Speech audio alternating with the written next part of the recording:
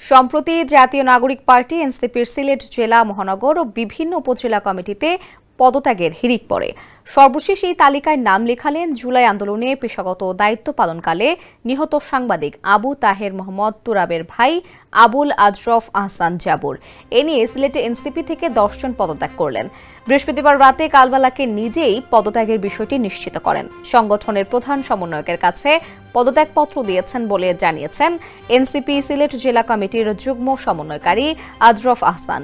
এতে তিনি উল্লেখ করেন, ব্যক্তিগত ও পারিবারিকভাবে ব্যস্ত থাকায় দলের কার্যক্রমে সময় দিতে পারছেন না, তাই স্বপদে বহাল থাকা নতুন রাজনৈতিক দলের বন্দোবস্তের মধ্যে পড়ে না।